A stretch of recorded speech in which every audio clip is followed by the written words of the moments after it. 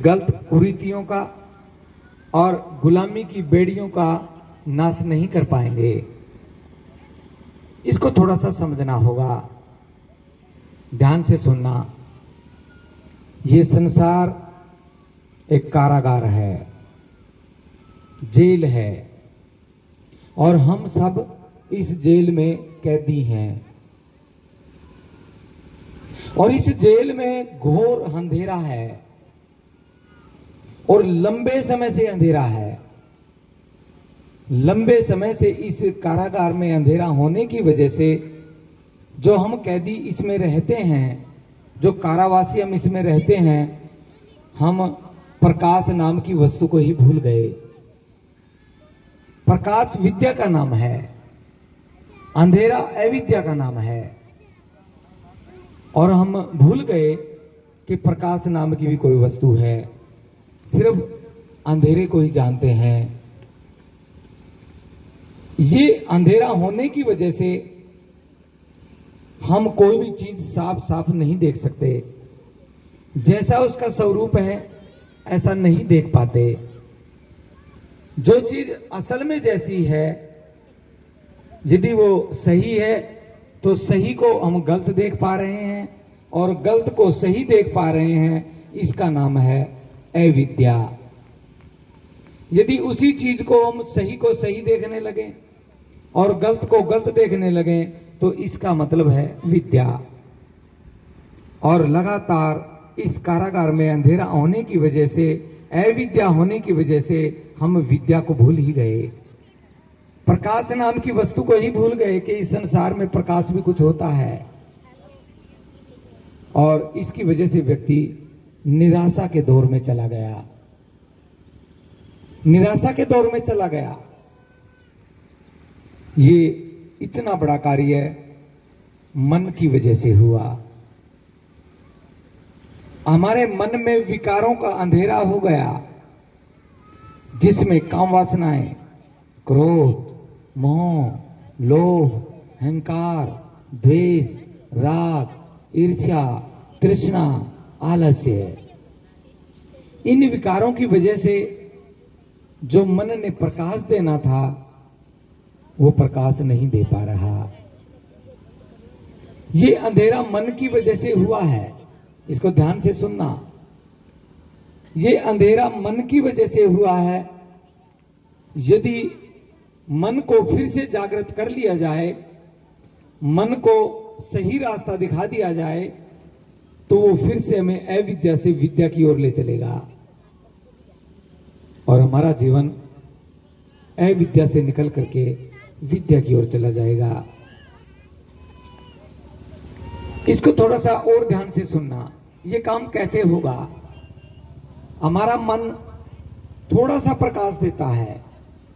इससे ज्यादा प्रकाश लेने के लिए हमें कुछ अलग करना होगा। जब भी किसी व्यक्ति का मन, उसका चित्त विकारों से प्रभावित होगा तो वो मन ठीक से काम नहीं कर पाएगा और वो इस कारागार से निकलने का मार्ग नहीं बता पाएगा। इन विकारों को हमें दूर करना है। जो भी ये विकार है, काम, क्रोध, मोह, लोभ, अहंकार, द्वेष, राग, ईर्ष्या, तृष्णा, आलस्य, इसको हमने दूर करना है। जो ही विकार दूर होंगे हमारा चित्त प्रसन्नचित होने लगेगा। जो ही किसी का मन प्रसन्नचित होगा, उस व्यक्ति का जो मन का बल है वो जागृत होगा। उस व्यक्ति के मन में विशेष इच्छा शक्ति पैदा होगी। और यदि इस मन के बल को क्रियाशील और गतिशील किया जाए तो ये मन हमें इस अंधेरी कारागार से बाहर निकाल सकता है और व्यक्ति किसी भी समय पहला कदम उठा सकता है जो अंततः उसे आजादी की ओर लेकर के जाएगा।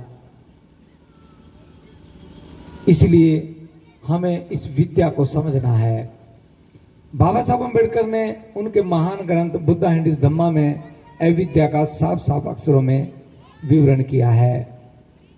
इसलिए कोई भी व्यक्ति इस अंधेरी कारागार से जब ही निकलेगा जब वो इन विकारों को खत्म करेगा, अपने चित्त को निर्मल करेगा।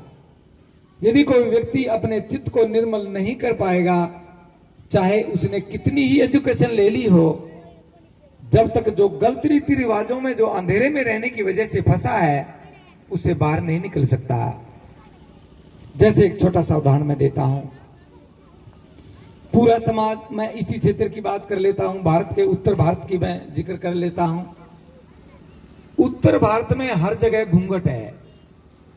महिलाएं घूंघट में रहती हैं कि नहीं रहती हैं? आपके सामने है। पुरुषों ने भी और महिलाओं ने भी इस घूंघट को अपनी इज्जत बना लिया है। भाई घूंघट है तो इज्जत है, नहीं तो कोई इज्जत नहीं है। यही अविद्या है। इज्जत किससे होती है? महाकारुणिक बुद्ध ने कहा है, जो भी व्यक्ति शीलों का पालन करेगा, श्रेष्ठ सिद्धांतों को अपने व्यवहार में उतारेगा, उसी की इज्जत है। जिसके पास सील नहीं है, चाहे चार चार घूंघट निकाल ले, जिसके पास सील सिद्धांत नहीं है, उसका कोई स्थान नहीं है, उसकी कोई वैल्यू नहीं है। जैसे उदाहरण के तौर पे, आप दवाई की दुकान में जाते हैं, आपने कोई भी दवाई ली और यदि उस दवाई की सील टूटी हुई है तो कोई भी उस दवा को ग्रहण नहीं करेगा। चाहे मित्र की दुकान हो, वो कहेगा भाई इसकी तो सील टूटी हुई है, यानी कि इसकी निर्मलता खत्म हो गई है, इसकी शुद्धता खत्म हो गई है। शुद्धता घूंघट में नहीं है, शुद्धता तो उसके सिद्धांतों में है जो महाकारुणिक बुद्ध ने दिए हैं।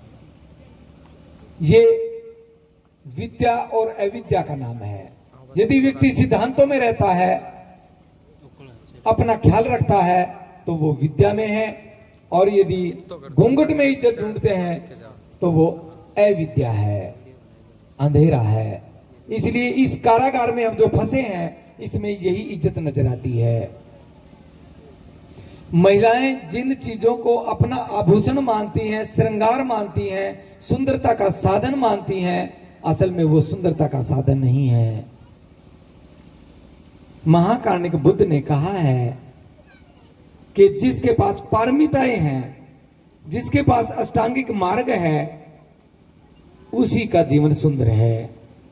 चाहे महिला हो या पुरुष हो, ये दोनों के लिए है। इसलिए इस अंधेरी कारागार से निकलने के लिए हमें इन अविद्या के प्रतीकों को समझना होगा। आप कहीं रास्ते में जा रहे हैं, रास्ते में बिल्ली आ गई और आपके मन में आया कि रास्ता तो बिल्ली काट गई, अब तो अपशकुन होगा, मेरा कार्य तो नहीं बनेगा। ये अविद्या है और पूरा संसार इसी में लगा हुआ है, और भारत में तो विशेष करके इसी चीज को मान रहे हैं। ये अविद्या है।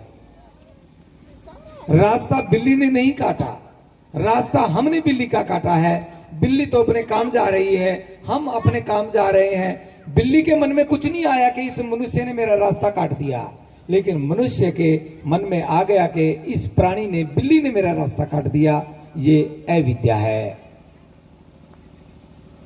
बिल्ली अपने भोजन के लिए जा रही है, हम अपने कार्य जा रहे हैं। बिल्ली में तो इतनी ताकत आ गई कि वो मनुष्य का रास्ता काट दे, लेकिन मनुष्य बिल्ली से डर गया और बिल्ली निर्भय होकर के वो जा रही है। यही अविद्या है, यही अविद्या है। आप लोग सोचते हैं कि हम पढ़ लिख करके विद्वान बन गए और हमारे जैसा कोई भी नहीं। महाकारुणिक बुद्ध ने कहा है कि समाज को योग्यता की आवश्यकता नहीं है, समाज को श्रेष्ठता की आवश्यकता है। पढ़ लिख करके योग्य तो हो गए, लेकिन जब तक श्रेष्ठ नहीं होगे, जब तक कुछ नहीं होगा। समाज को श्रेष्ठ लोगों की आवश्यकता है। श्रेष्ठता से समाज में जाओगे तो सब कुछ मिलेगा। इसलिए हमें अविद्या को समझना है। ज्योतिबा फुले ने अविद्या का ही नाम लिया।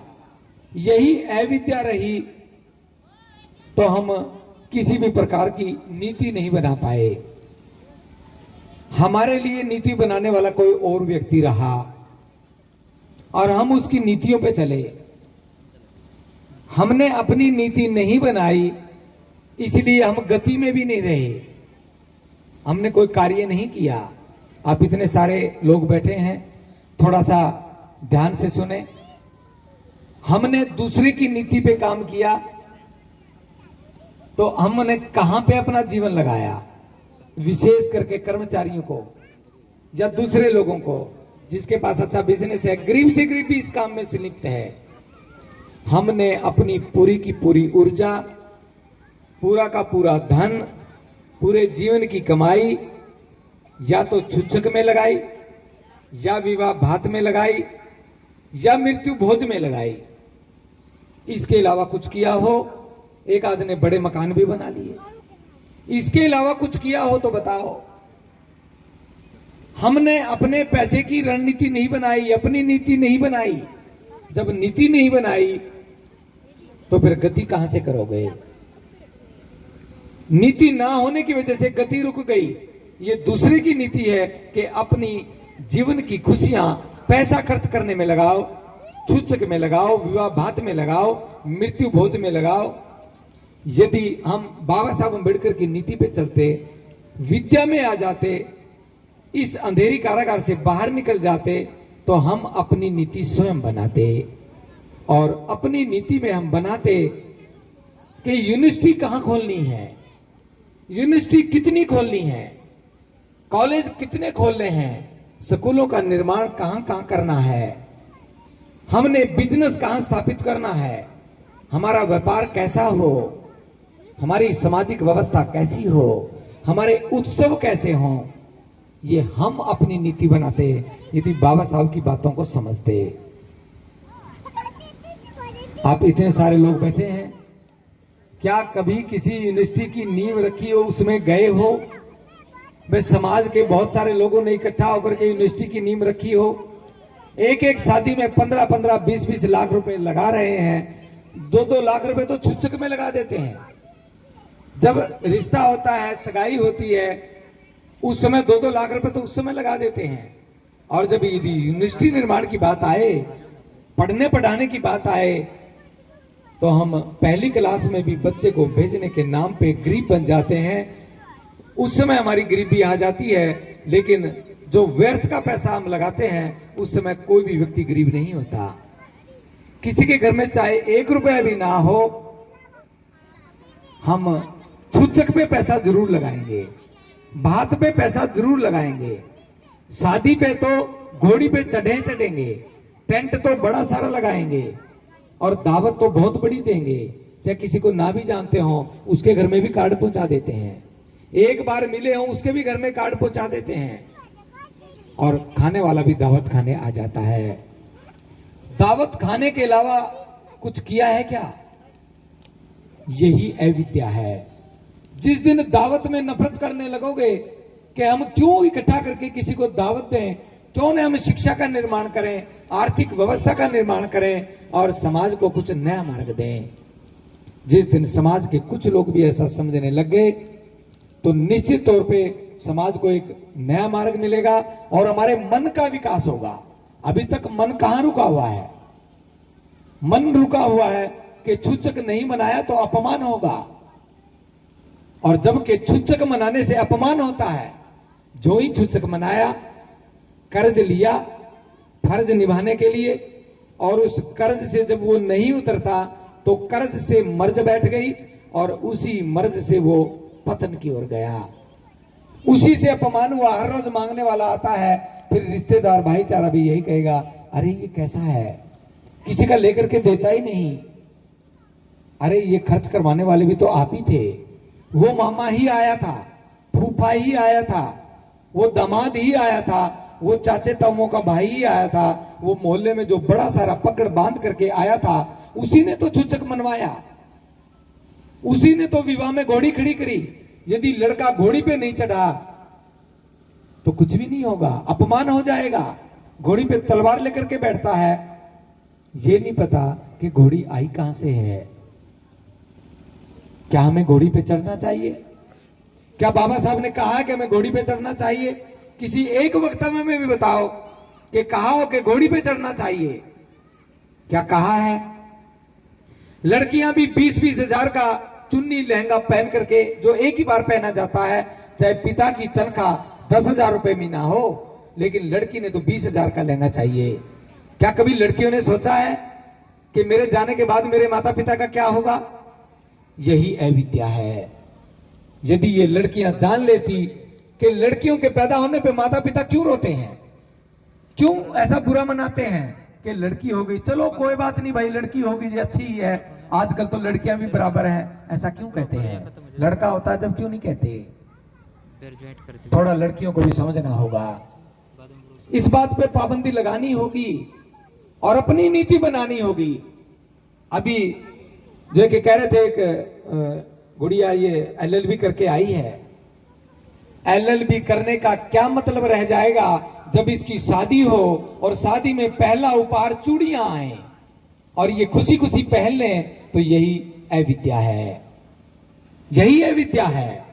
ध्यान रखना, चूड़ियों का मतलब है, चूड़ियां पहनना मतलब कायर होना, डरपोक होना। यदि हमारे समाज की युवा पीढ़ी डरपोक हो गई, यदि किसी की मां डरपोक हो गई, किसी की बहन डरपोक हो गई, किसी की पत्नी डरपोक हो गई, तो घर में आधी आबादी तो डरपोक हो गई, तो अपने आप डर लगेगा, अपने आप भूत आएंगे घर में। इसलिए इस विद्या और अविद्या को समझना है। ज्योतिबा फुले का जो विद्या भी मती गई, विद्या भी मती गई, यदि ये ज्ञान नहीं हुआ तो मति चली जाएगी, बुद्धि काम नहीं करेगी, और यदि बुद्धि काम नहीं करेगी तो कोई भी नीति नहीं बना पाएगा। इसलिए बाबा साहब अम्बेडकर के जाने के लगभग 64 साल के बाद भी आज तक किसी भी संगठन ने, किसी भी व्यक्ति ने, किसी भी संस्था ने आज तक नीति बनाने के ऊपर काम नहीं किया, अपनी व्यवस्था का निर्माण नहीं किया। यदि हम अपनी व्यवस्था का निर्माण कर लेते तो निश्चित तौर पे हम अविद्या से बाहर निकलते और हमारे रणनीतिकार समाज में जाकर के, घर घर जाकर के इसका प्रचार करवाते, लेकिन ऐसा नहीं हो पाया। मैं तो सिर्फ इतना कहता हूं कि इस अविद्या को जिस दिन हम अच्छे से समझ लेंगे तो समझ लेना कि हमने बहुत कुछ किया।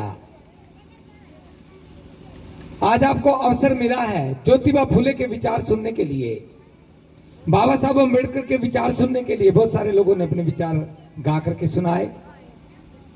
हमारी व्यक्तिगत उपलब्धि हो सकती है, लेकिन सामूहिक रूप से, सामाजिक रूप से कोई उपलब्धि नहीं है।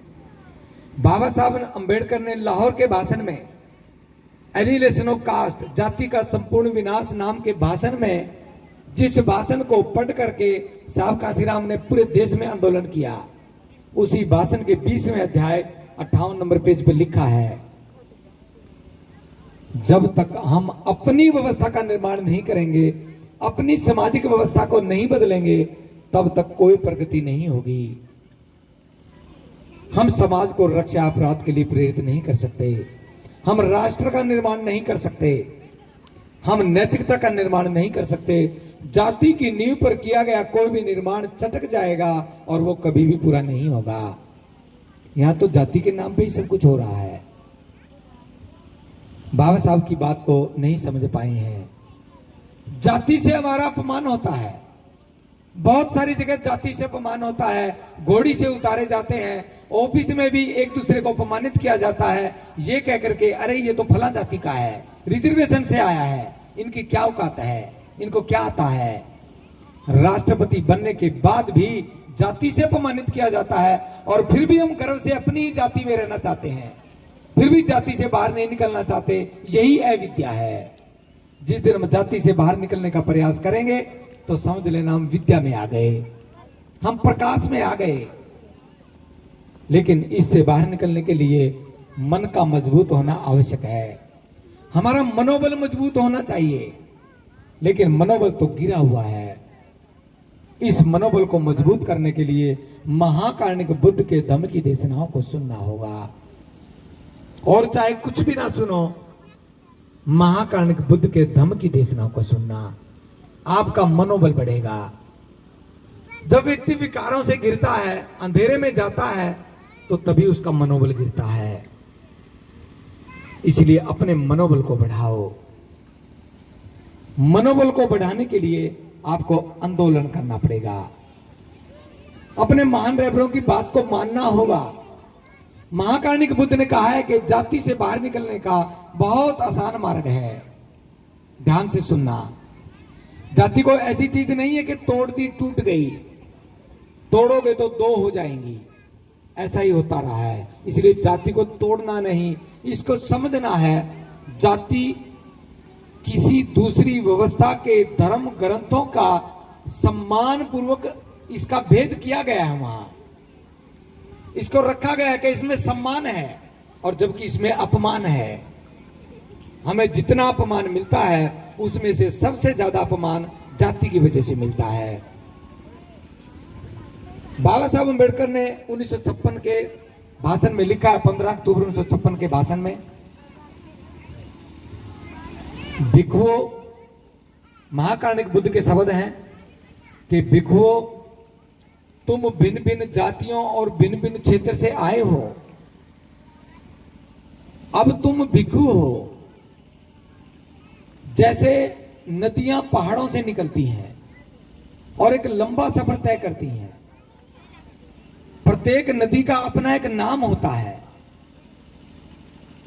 गंगा, यमुना, नर्मदा, ताप्ती, बहुत सारी नदियां हैं, सभी का अपना अपना नाम होता है। जो ही नदी पहाड़ से चली उसका अपना एक नाम होता है और वो नदी लंबा सफर तय करके अंततः वो समुद्र में जा मिलती है। जब तक वही नदी बाहर रहती है, समुद्र में नहीं मिलती, तो उसका अपना एक नाम होता है। जो ही नदी समुद्र में मिल जाए तो उसका कोई नाम नहीं होता। और भिन्न भिन्न नदियां, चाहे गंगा हो, यमुना हो, ताप्ती हो, नर्मदा हो, कावेरी हो, कोई भी नदी हो, वो जब समुद्र में मिल जाएगी तो फिर अब उसका कोई नाम नहीं। सभी नदियां समुद्र में मिलती हैं। अब यदि कोई भी व्यक्ति समुद्र में से एक बाल्टी पानी के लेकर के ये बता सकता है क्या कि इसमें कौन सी नदी का कौन सा पानी है? कोई नहीं बता सकता। हे भिक्षुओं, उसी प्रकार बौद्ध धम्म समुद्र की तरह है।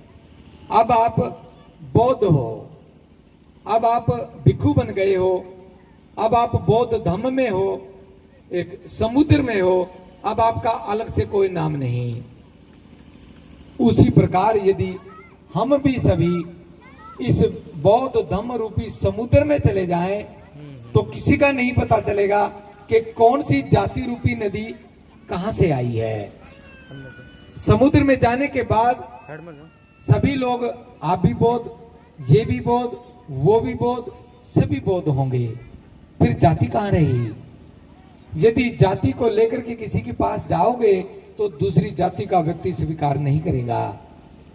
और यदि अपनी जाति से बाहर निकल करके बौद्ध बनकर के जाओगे तो निश्चित तौर से वो स्वीकार करेगा।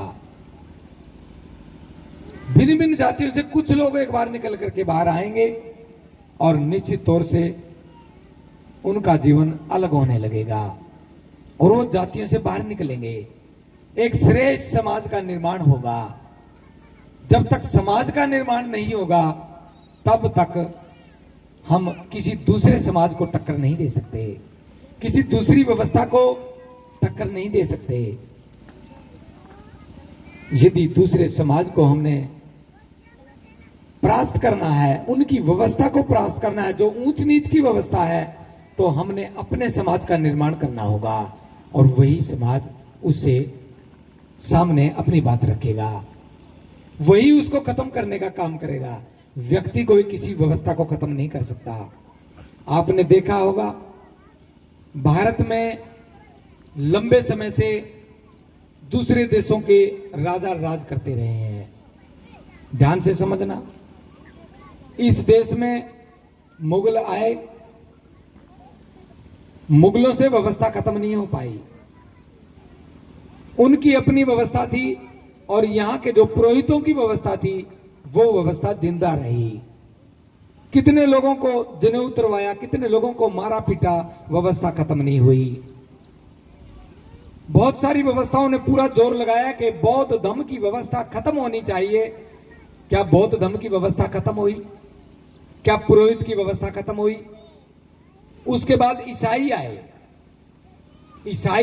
ईसाइयों ने, अंग्रेजों ने मुसलमानों को भी मारने का प्रयास किया, उनकी व्यवस्था भी खत्म करने का प्रयास किया, पुरोहित व्यवस्था भी खत्म करने का प्रयास किया, लेकिन क्या कोई व्यवस्था खत्म हुई?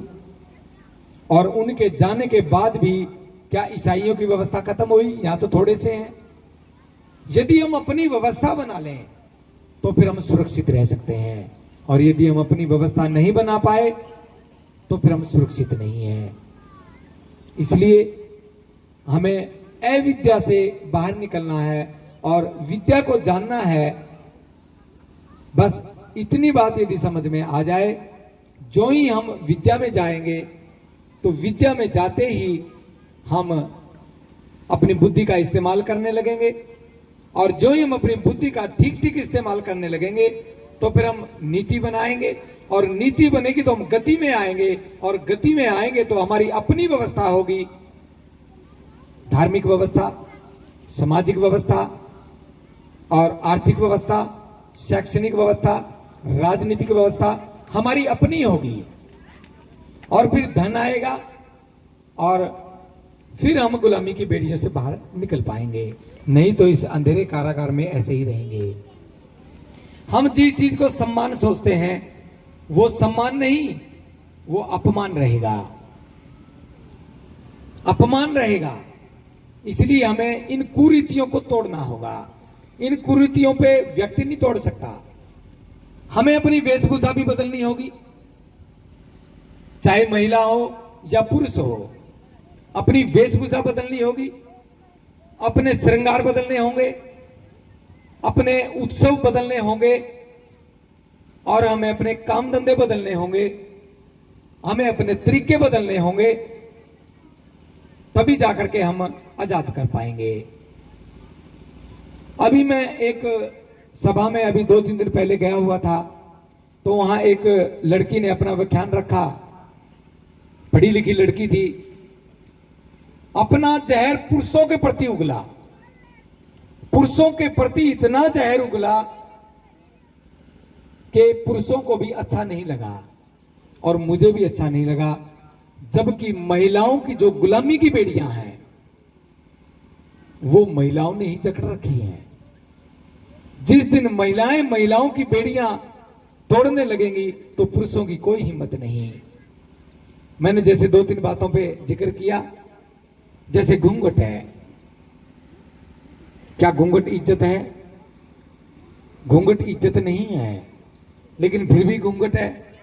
घूंघट की देख रेख कोई ससुर नहीं करता, कोई दूसरा नहीं करता, घर का पुरुष नहीं करता।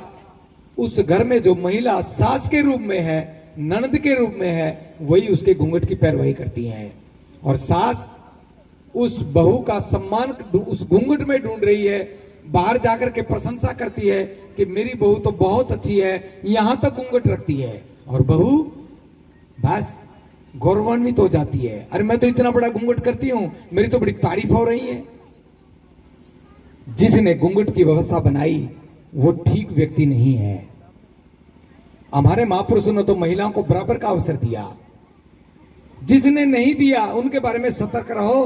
और ये सारी की सारी जो चिन्ह हैं, विशेष करके महिलाओं को इतना कुचला गया है कि वो आज भी इससे बाहर नहीं निकल पाई हैं। इसलिए इसको समझना होगा। महाकार्णिक बुद्ध से लेकर के आप इसको थोड़ा आगे देखें। महाकार्णिक बुद्ध ही थे जिन्होंने सबसे पहले महिलाओं को धम्म की दीक्षा दी और भिक्षु बनाया, भिक्षुणी बनाया, और उनको स्टेज पे चढ़ करके उपदेश देने का अवसर दिया। वो महाकार्णिक बुद्ध पहले व्यक्ति थे। उसके बाद जैसे हम गुरु रविदास जी को ले लेते हैं, गुरु रविदास जी ने जातियों से बाहर की बात की, जातियों से अलग हट करके बात की, और ठाकुर की बेटी मीराबाई भी गुरु रविदास की शिष्य बनी और उसको भी शिक्षा और दीक्षा से नवाजा। और मीराबाई ने संदेश दिया, समाज को संदेश दिया। कमाली ने समाज को संदेश दिया, झलकारी बाई ने समाज को संदेश दिया ये गुरु रविदास जी की महिलाओं को बराबर सम्मान देने की उपलब्धि है। ज्योतिबा फुले को देख लें, अपनी जीवन संगनी सावित्रीबाई फुले को स्वयं पढ़ाया और पढ़ा करके उसको पढ़ाने का काम भी दिया और जीवन पर्यंत उनके साथ कंधे से कंधा मिला करके चले। उसके बाद बाबा साहब को देख लो, बाबा साहब ने तो महिलाओं के सम्मान के लिए पूरा का पूरा जीवन लगाया और अपने मंत्री